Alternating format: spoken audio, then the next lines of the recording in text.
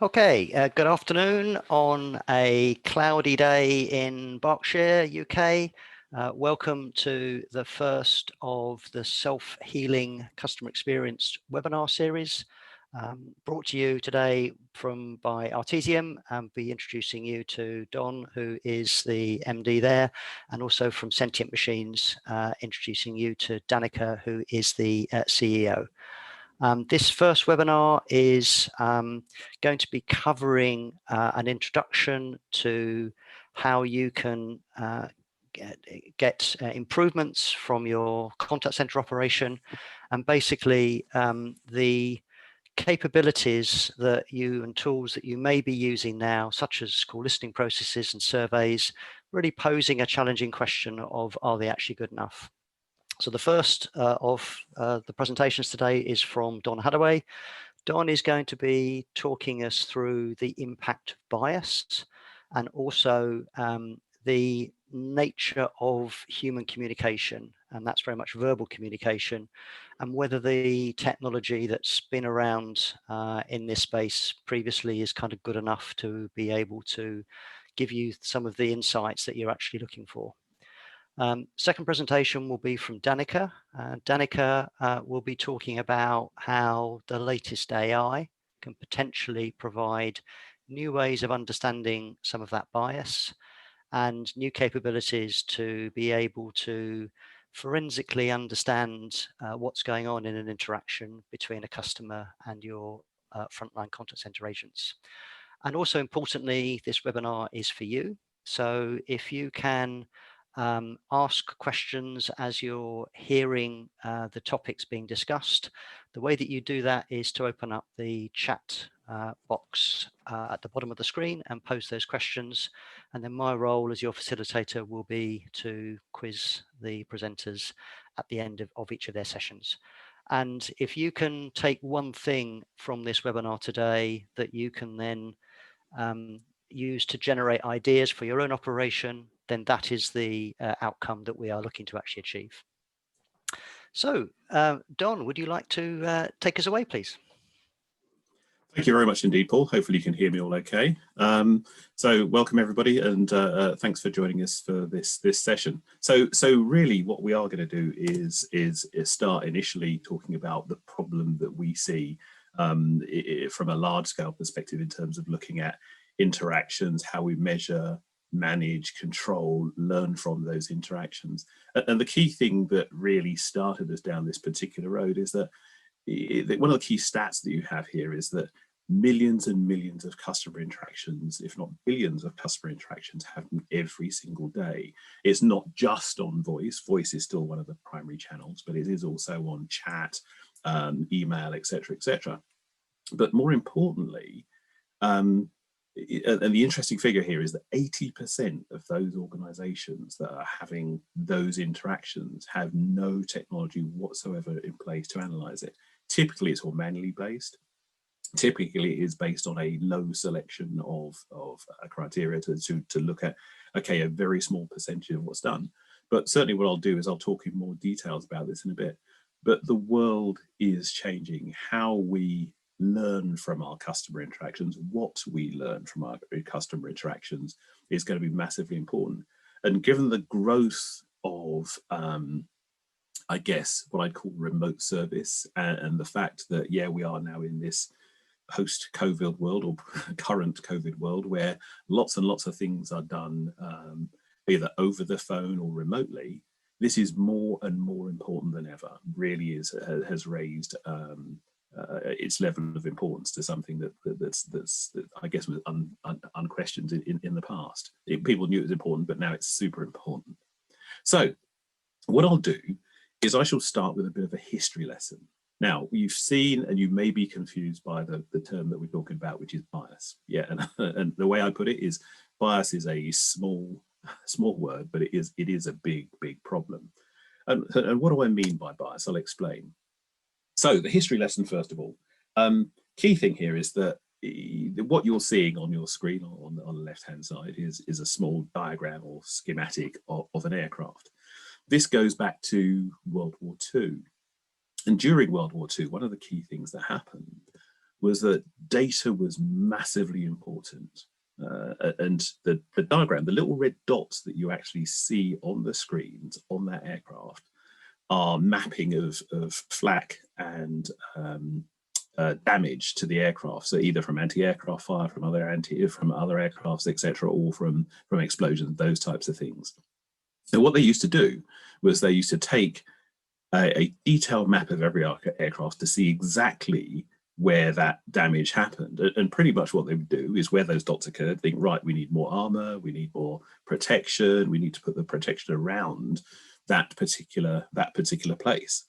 And that was all intended to improve the survivability rating of that aircraft. Some went down quite frequently, etc.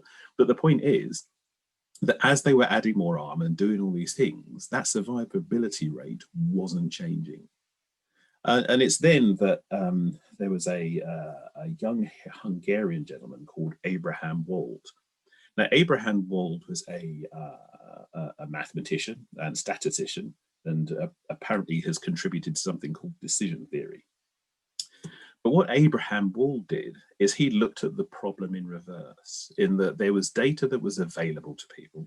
The data that people were looking at was the data that said something happened here. But he was saying, actually, the important data was the stuff that was missing. This is where we'd taken and done and acted on what we knew. But once they'd gone back and looked at it again, actually, the bit that was really important was the bits that weren't there. So his instruction to the engineers and those designed to fit the armor to the aircraft had taken a look and said, look, actually what we do need to do is to start fitting the armor in the places where we're not seeing any data. And that actually dramatically had a huge effect on the survivability rating of those aircraft. And that phenomenon is actually known as survivorship bias. And there are theses around these whole things, etc., etc. But the point is that the unknown data, or the data that appeared to be missing, was the bit that was super important. That was the bit that actually had the key to survivability. And once they'd reinforced those aircraft, massive increase in the survivability rate of the aircraft. So I could hear you say, so what's that actually got to do with the problems that we're facing today? Well, if we fast forward to today, we have a different form of bias.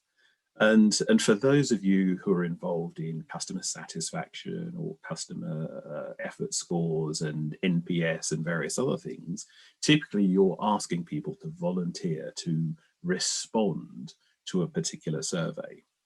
And one of the things that you do have here is a similar kind of bias that is a problem. And this is called volunteer bias.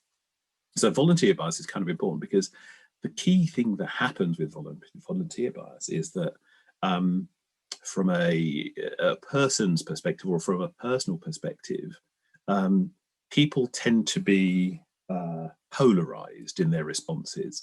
If something either very good happens to you or very bad happens to you, you're motivated. If something that you just kind of expect to happen just happens and it's just a normal day and do various other things, you have no incentive or motivation to respond.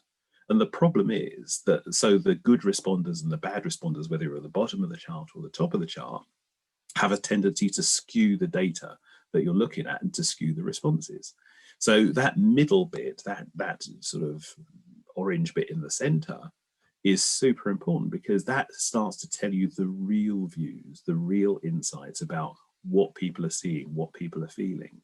And this goes to many, many different places because that data gap from an analysis perspective is absolutely huge. Because given that really how people respond and what they respond with is based on emotion, it's important for us to understand, but also the bits that have no emotion or that people can't be bothered, or you're asking at a different time because the time of when a question is asked, if it's a post-call survey, if it happens immediately after the call, or if it happens 5 minutes after the call because you've actually sent them an email about that. The point is they've lost incentive at that point. The interaction that you have and that live interaction, so that chat, that voice, that piece that you have with that person is where the real data is held in terms of what they actually felt and what they actually thought. And it's not them telling you, this is actually looking at what they said, what they did, and how they behaved. So how do or can surveys avoid bias? Well, it's very difficult to do, actually. But the point is, if you look at, as we spoke about NPS and CSAT and CES, the point is that these things are effectively historical. And they're only historical by a few minutes, but they are historical nonetheless. And more importantly, they're also guided.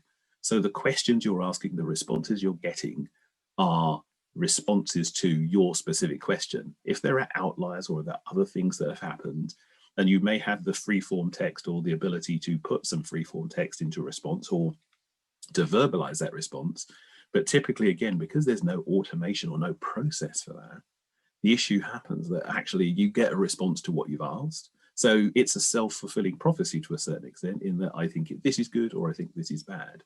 But the time delay is crucial, because that time delay does make a huge difference to what sort of an answer you get. So in terms of where things are going, yes, surveys, are great for known things, but what they're not good at, what they're really not good at, is unknown things, what we call the unknown unknowns. If there are things that you have no knowledge about in your questioning, you're not going to capture it, because if you don't ask, you don't get. And those things may be pretty urgent issues. Those things may be absolutely critical to your business and may be costing you significant amounts of money in terms of servicing something that you don't know about. If we look at the other side of the coin from an agent perspective, in terms of quality, that too is super important, because not only are you asking how did you get on, did you get everything you wanted, etc., but you also need to know from an agent quality perspective that those things have been serviced in a particular way. So for us, that whole point is that, yes, there are missed insights. Those missed insights means there are missed opportunities, and those missed opportunities mean there are missed outcomes. And that's a big thing. That's a really big thing. So where does this leave us? Manual call listening, and this is where, yes, you can do a survey. You can also do manual call listening to listen for reasons and for sentiment and for various other things. But given that you're doing this through a combination of CRM systems plus after call work codes or those types of things, massively error prone.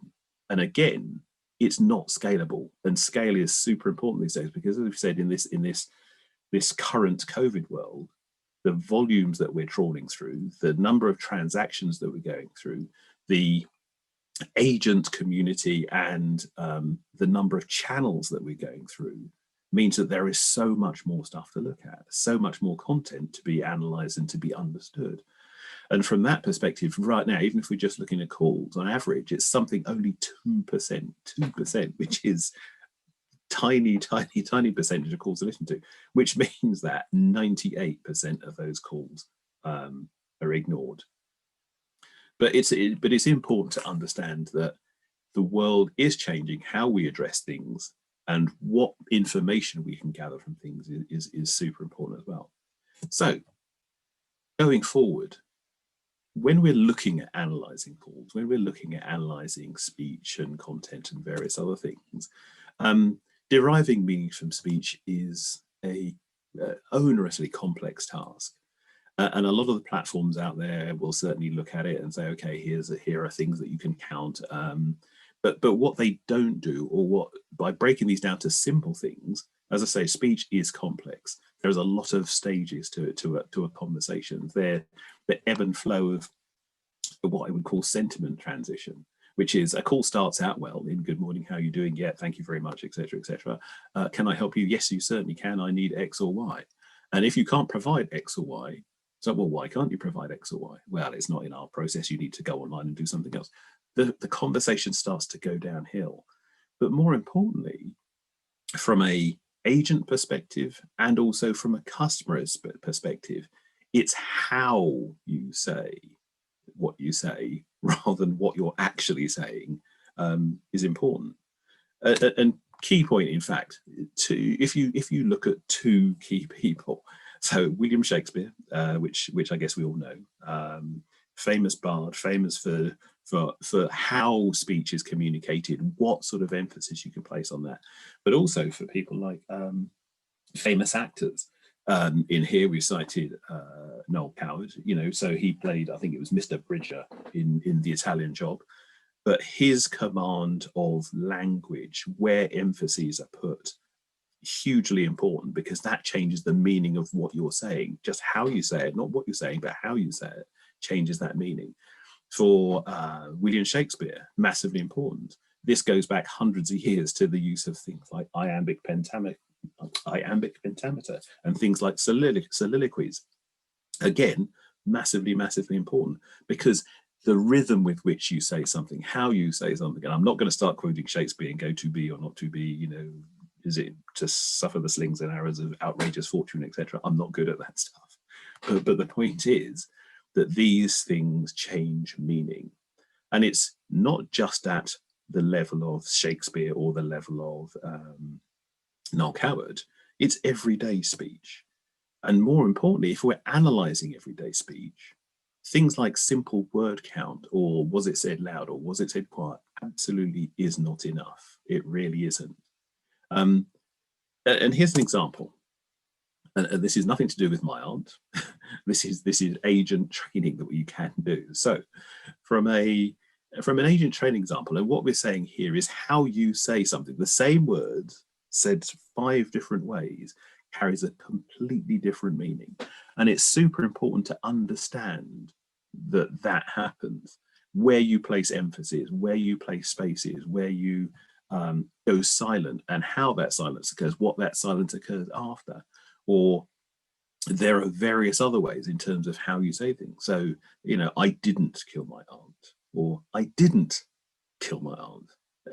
All these things, 5 different reasons for 5 different outcomes from exactly the same words.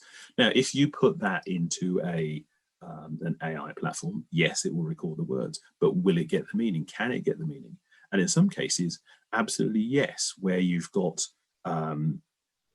more advanced algorithms that really can read that tone, that spacing, that emphasis, hugely important. But if you're doing manual call listening and you've got to do a lot of it, then no, clearly not necessarily there, but super important. So I didn't kill my aunt, and nobody else did either. But the point is that if we look at this as a precursor to where we're going and the types of challenges we're facing, because we're looking at across multiple channels, we're looking across many thousands of clients, many thousands of interactions, many thousands of reasons.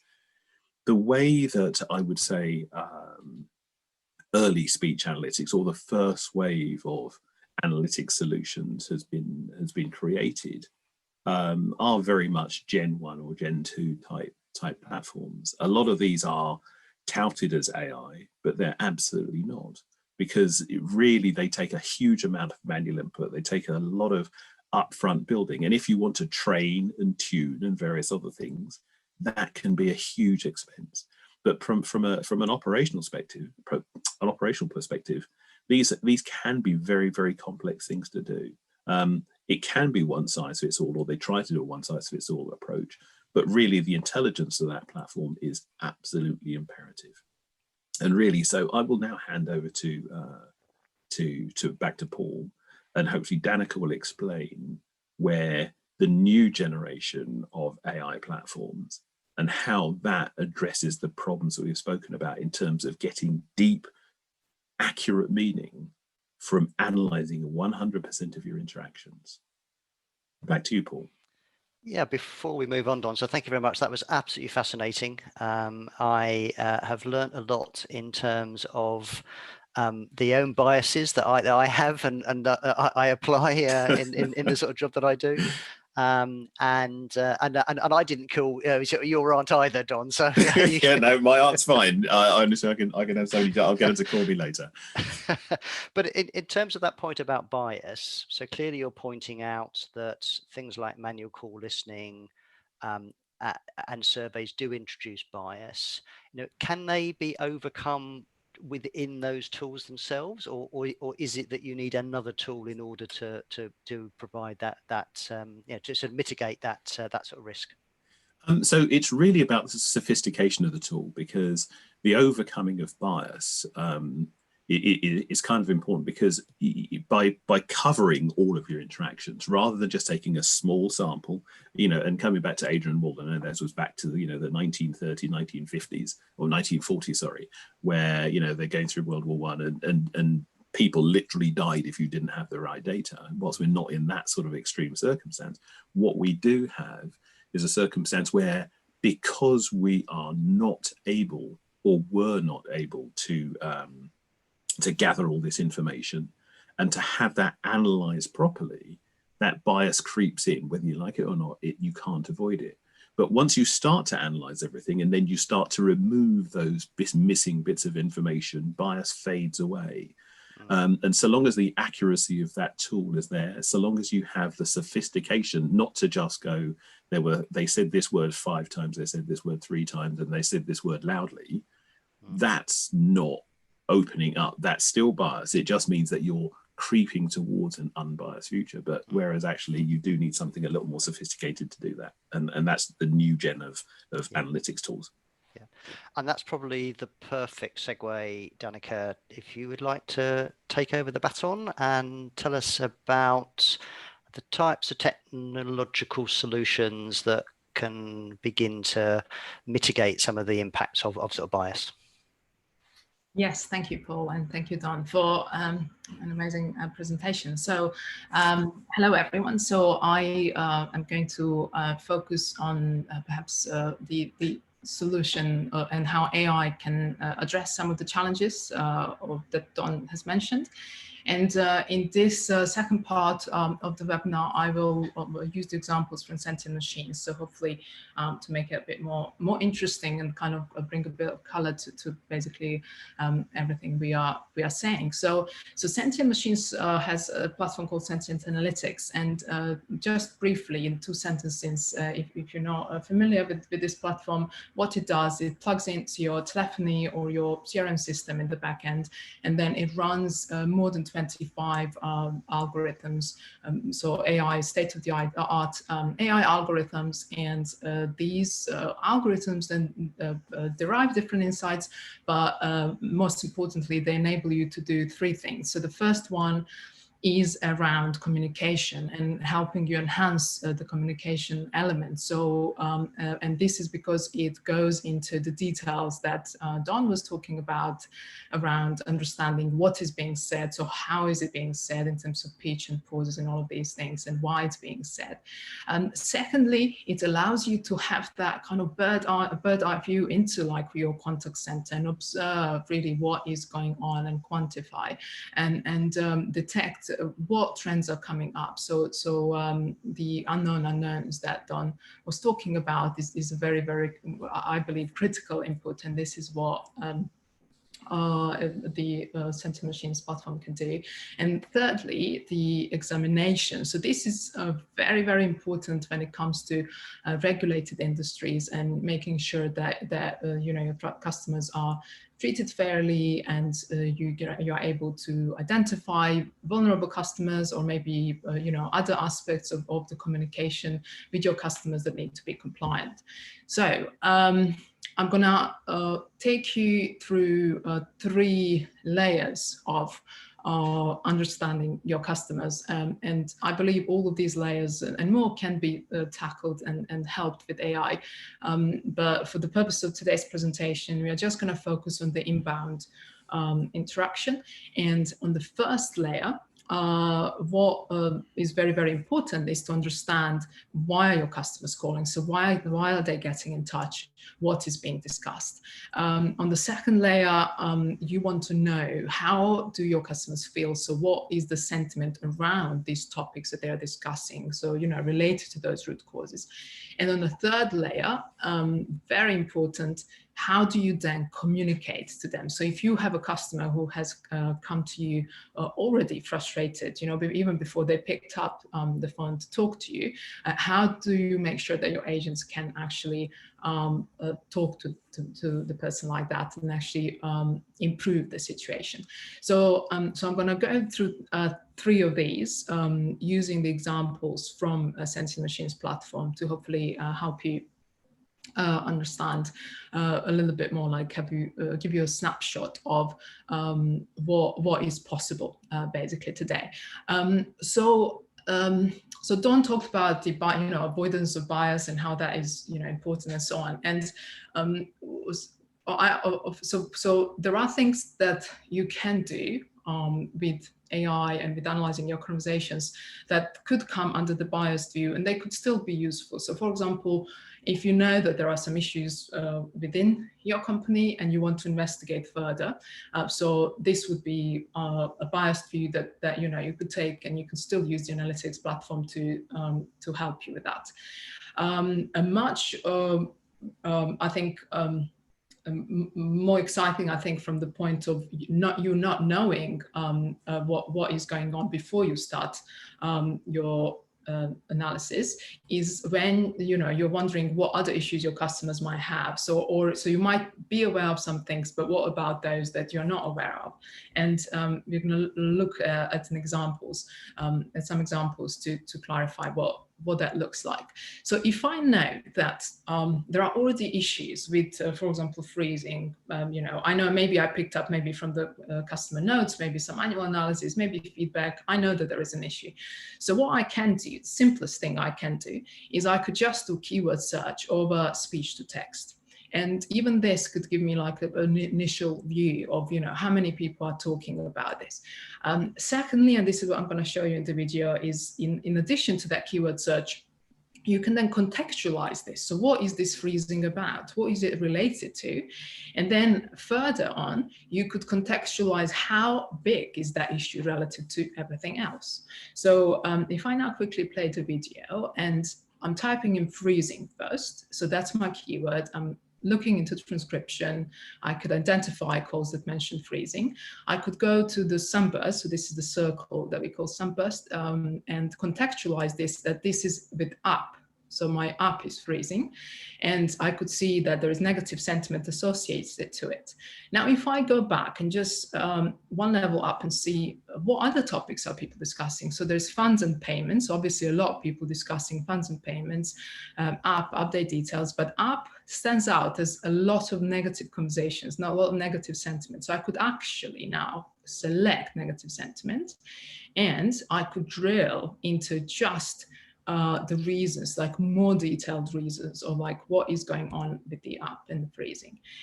And this is like just one snapshot, one thing you could do, for things that already exist as a problem. So the advantages of this approach is that it's a very quick investigation into known issues. So if you already know that there's something happening, you could like within a few seconds quantify it.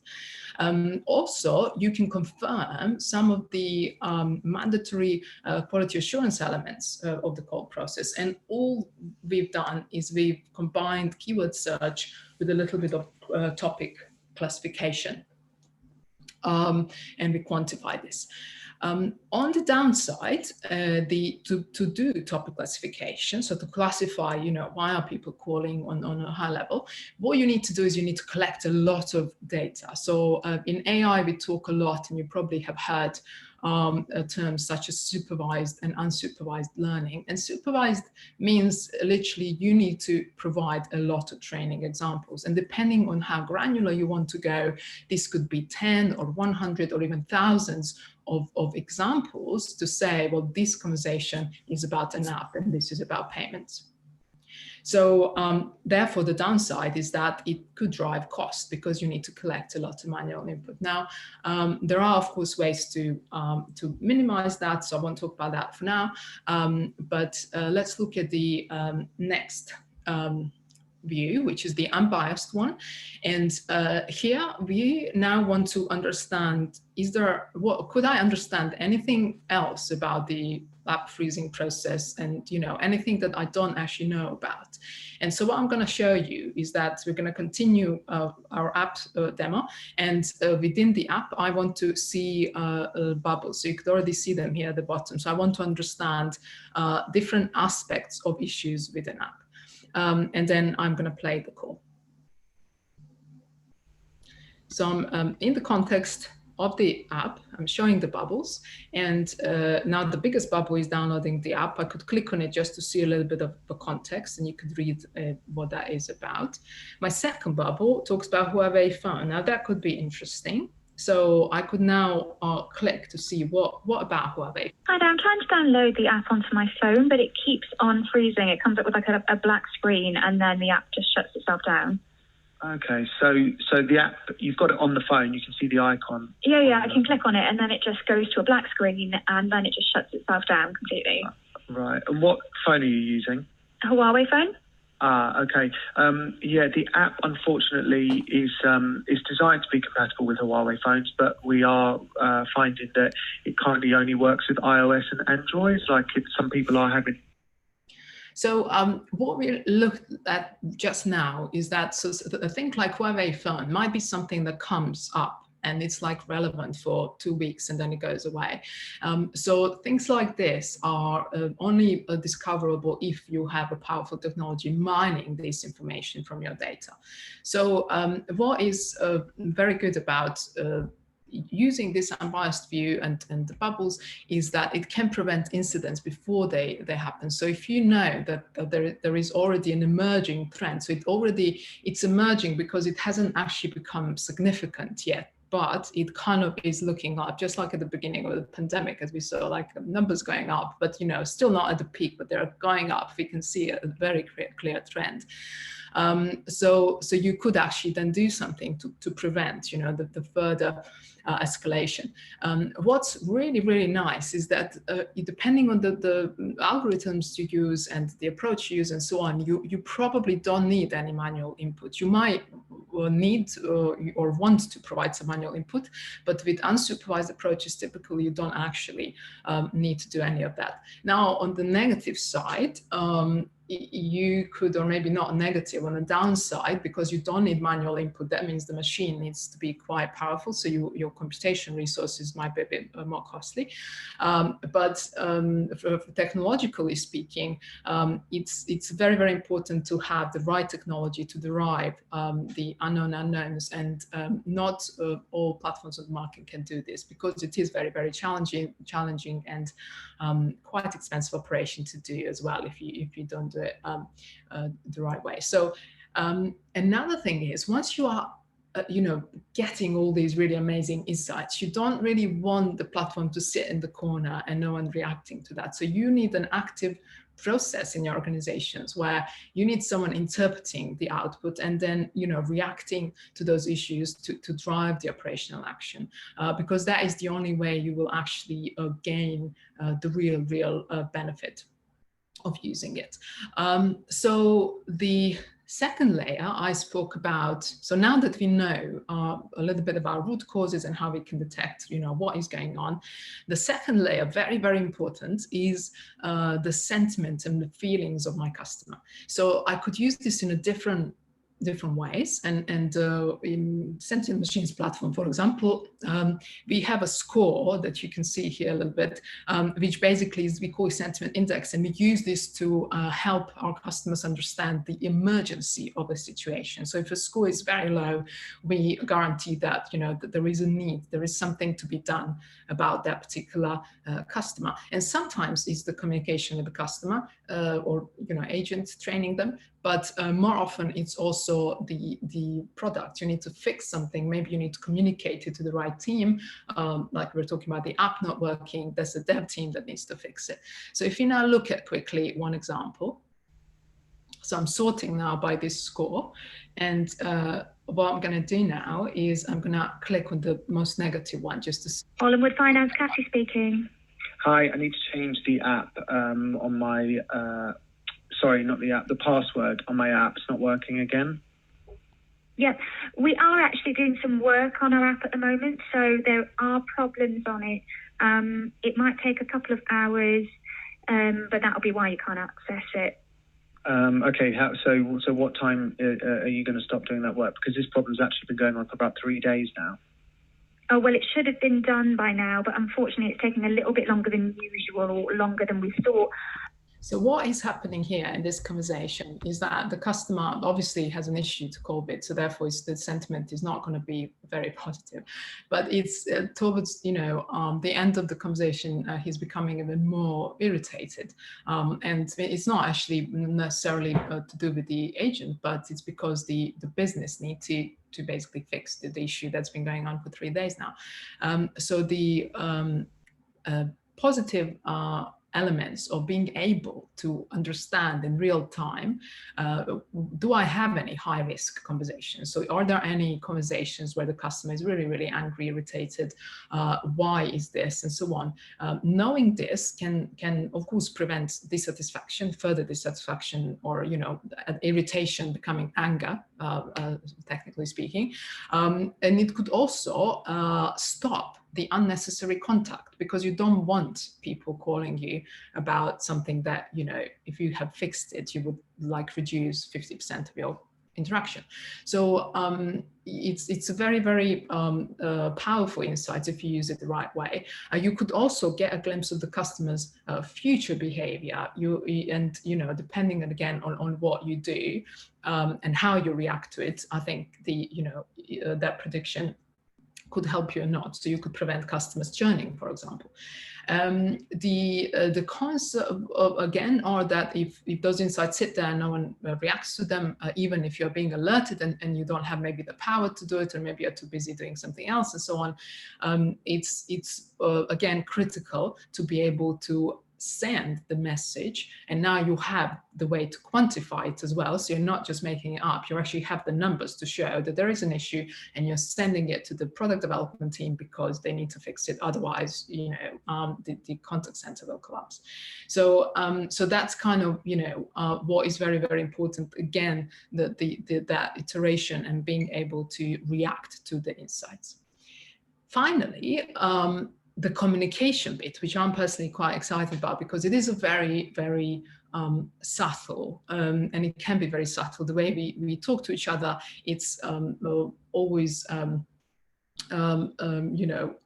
sometimes it's also difficult to if you imagine being an agent, and if people are calling you in advance having an issue and not being very happy, how do you handle that? So obviously a lot of training needs to happen, and even though it looks like something very, very obvious, it isn't always. So what we do in Sentient Machines platform, we monitor the dynamics between the sentiment of the customer and the sentiment of the agent, and then we look into the change, and is something that the agent is doing, is that somehow helping the customer, or is it not helping? And I'm going to show you an example that I think is very interesting, where so we have bad, we call it bad to bad, and we have been asked many times if we have a bad to worse category, but we still keep it name of bad to bad because we think that's bad enough. But technically that means the customer was not happy at the beginning, and it's just gotten worse. Now, is there anything the agent could do to help that? And I'm gonna play now a video where we're gonna pick the calls that end with negative or with frustration, but also where an agent is actually using empathy. So, because usually you would say, well, actually, all you need to do is just be, empathetic. So that's it. That's the solution to your problem. But let's just see an example. I think it's more interesting than me talking about it. So I'm just selecting here some account management conversations, bad to bad. So this is the change I mentioned, and empathy. So this means there will be empathy from the agent side in this particular conversation, or in these 3 conversations. Good afternoon, Hallwood Finance, Phil speaking. Hi there. I've just waited for 15 minutes on your phone line, by the way. Yeah, sorry, we are experiencing quite a high number of calls at the moment, so that is why you've had the long wait time. It's 15 minutes, it's a very long time. That's quite average. What, you're saying 15 minutes is an average call waiting time for your company? For most companies, about 15 minutes is I don't care. average. You shouldn't have to wait 15 minutes to talk to somebody anyway. But moving on.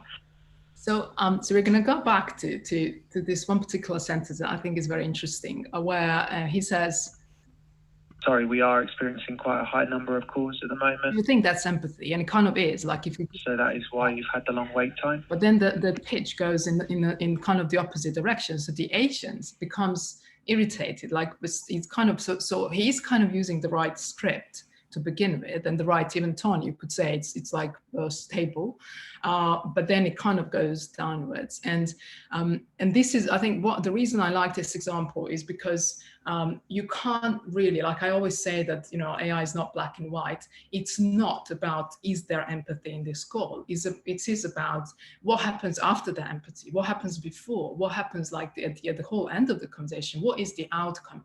And to really understand that, you have to go deep into the analysis of human communication and then combine that with your algorithms. So and I didn't talk a lot again for the interest of time. You could have seen the annotations like apathy and the irritation. So these are the things that you want to avoid your agents using. So you don't even want this to be picked up in their tone of voice, because that should not ever happen, because otherwise we know what's gonna which category they will be assigned to. So process of this particular, well, using sentient machines for identifying, I would say, strengths and weaknesses of your agents, are that you could really make it bespoke. You could really target and make it a very effective training process, and really have a very, very good overview and improve even efficiency of your QA process. So as opposed to just like typical, you know, manually done QA reports. On the negative side, again, you have to give insights to these people. So someone needs to take on board, you know, what needs to be done and then improve this. And this is where, like I always talk about combination of AI and human. And this is where I believe the humans need to kind of, with the insight from AI, you know, help other humans. So I think that brings me to the end of my part. So Paul, do you want to take over? Yeah, thank you, Danica. A very interesting question from Fabian. I think it relates to the kind of bad type calls where I have my head in my hands. So what does the how does the contact center know that that's happening? You know, are there alerts? Are there things that can be done in real time to kind of spot that it's happening so that action can actually be taken?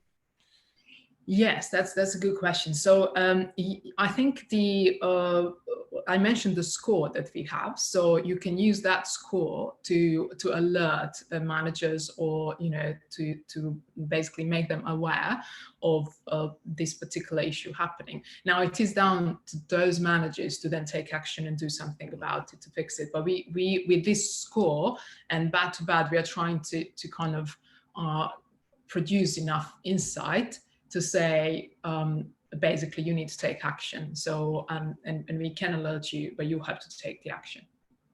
And how does this kind of change the dynamic of how things like compliance, the kind of functional element of sort of QA takes place? Because I think we're a long way from where Don started us off with manual call listening. So if the system is identifying these things, how does the nature of the compliance task change?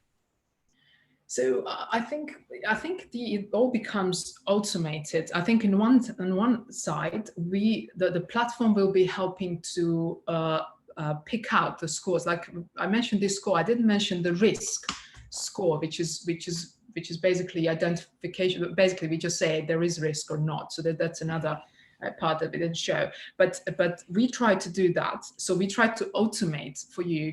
What is it that you need to look at? So whereas before with manual listening, you might be randomly choosing and, you know, doing the research, but typically, you know, what you need to look at, like really interesting calls are less than 1% of your calls, definitely less than 1%. So now manually, there's no way you will be picking up the ones that are actually most interesting. So I think we help mine the data to bring you most critical conversations. So that's the first part. The second part is, you've seen the call editor there. So you could imagine that conversation being, you know, if it's 5 minutes, half an hour, 1 hour, it doesn't matter. You could quickly skip through. You don't have to actually listen to everything. You just skip to critical parts. And you could also, for compliance purposes, make notes, bookmark things, and then come back to them. So those are all things that help speed up, I think, compliance reviews, but also make them more effective, because you will be finding things that otherwise would be hidden.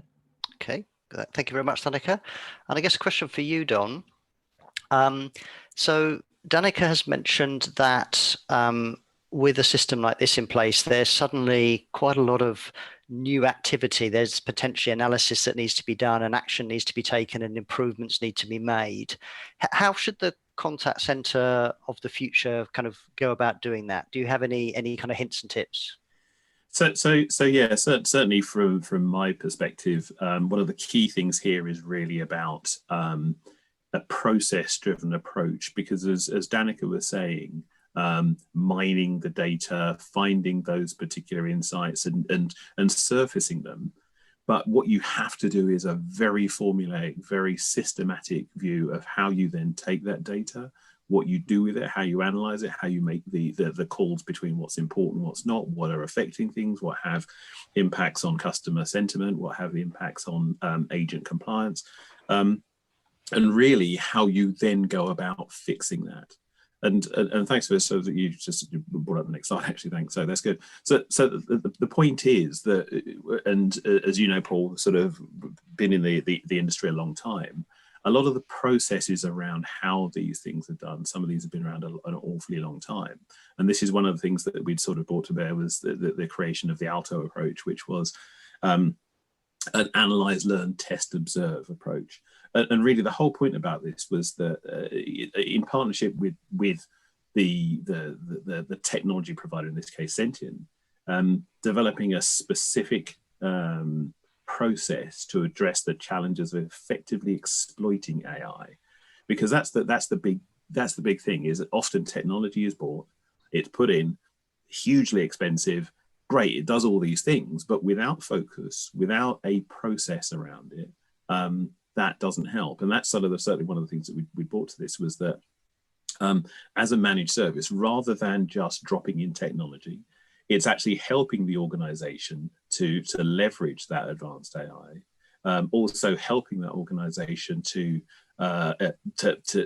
learn from, or to gain from, the experience of the people who are teaching them, because this is also about being operational educators. Because as soon as you've got something as advanced as this, the breadth and depth of the insights that you can get are absolutely huge. But equally, you know, I think somebody says, like drinking from a fire hose, there's so much, what do we do? So you'd have to teach people how to get to the relevant bits. So it's a focused methodology, it's business focused, it's really about driving that whole, what's wrong, how do we fix it, and how do we move on? And from that perspective, because it's about educating the business, it is a managed service. So rather than just, here's the technology, good luck, we've trained you on it, good luck, it is about continually going through that, analyzing the problem, learning from what you've got, testing what you want to do in terms of changes to make sure it makes a difference, and then observing those changes to make sure it does, and then you go again. And this is kind of where we coined the term self-healing CX originally, because rather than something that just says, okay, in you go, I can fix this, I can fix that, by taking that repeat approach, that consistent operational focus about operational change, and that dynamic change that's all learned and informed by AI insights, the organization slowly ticks along to a new world where you're actually knocking things down before they become big issues.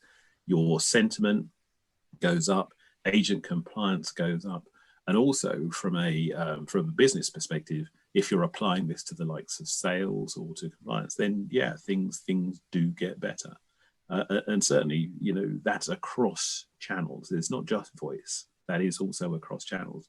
But the last piece to this, and sorry, I'm going on a little bit, the last piece to this is that those self-same insights, that by gathering all this information, by the insights that are brought into the platform and that are surfaced by the platform. Not only do they inform what you can do in business processes, those processes can also capture intents. So those intents can then be used to feed chatbots, etc. Because one of the big challenges as we move to this self-service online operational world, or person world, where actually it's all self-served, the point is that as soon as you move towards chatbots, you have to feed a chatbot with intent. And one of the key critical tasks about that is how do you keep the intents up to date? Now, some chatbots can feed themselves, but actually from our perspective, if that information is serviced, you're also picking up what intents came through on that call or on that particular interaction. So yes, the Alto process, the test, learn, observe thing is a big thing, and really that makes it's self-healing. So it goes along, does it, and fixes as it goes.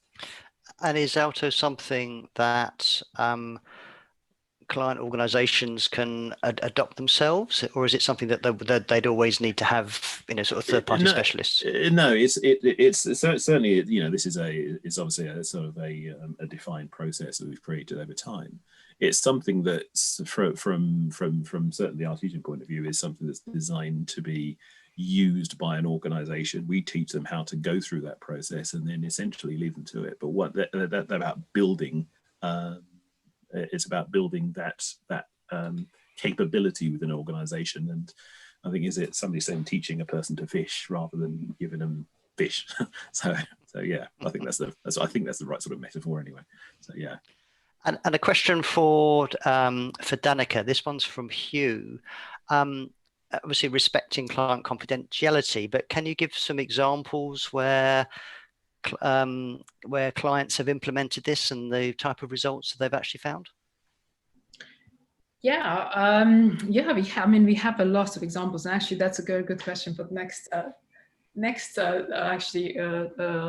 webinar is going to be about ROI and how you can apply it. But yes, so we have had many. Let's maybe focus on QA. So we've, for example, measured 90% improved efficiency with a client who spent 15 minutes a day using Sentient Machines platform. And the efficiency came from, I think, being able to, find the calls that are interesting very quickly, and then also dive into them and not listen to all of them, but just listen to the relevant parts. We also measured for example, the quality of communication. And now this could be very slightly different between the different organizations. This was a telecommunication company, and they had like a little, guidelines around what you can do and what you should say and so on. And we, again, measured 30% increased quality of communication within the same. So this was actually merged, like 15 minutes use of day. We measured improved efficiency and improved quality. There are some other examples, like we have a client who is using it and on the root causes, we managed to cut, we identified that 50% of their, so 50% of their conversation was about email, and email was login issues, and they knew it was an issue, but like knowing that it's 50% was like, what the hell is going on? So what do we do? So then obviously they could remove this.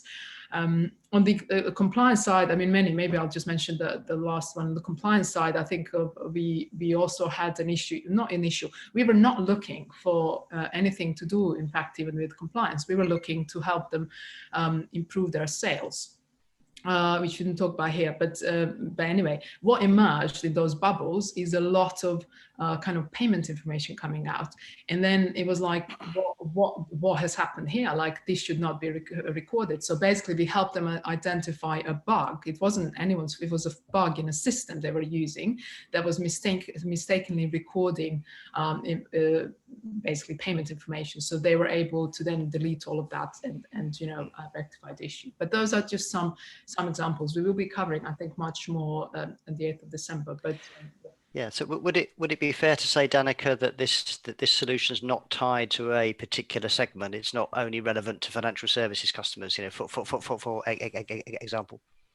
Yes. I think financial services, I guess our biggest customer base is financial services because of regulations and QA and so on, and vulnerability, but definitely applies to all organizations. I would even go and say you don't even have to be regulated. I mean, if you're regulated, definitely can help solve a lot of pain, but even non-regulated, I think, can be of massive help.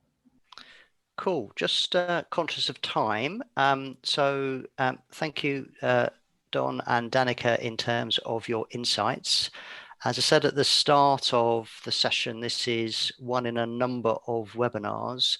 Danica, do you have some more details for the audience about kind of the sort of next steps that they can take in terms of exploring this subject in more sort of detail? Well, next steps, that actually could be multiple. For number one, we will be running more webinars. So there's one next week on empathy, and then the continuation. So maybe I can show this one.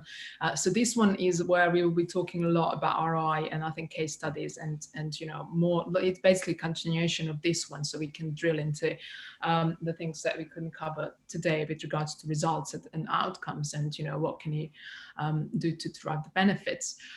And then more, and this will be Paul and myself. And so the one that's next week is about empathy. So this one is more so about emotive CX. So Martin is a big kind of guru. He's a sort of guru, isn't he? He's a guru, yeah.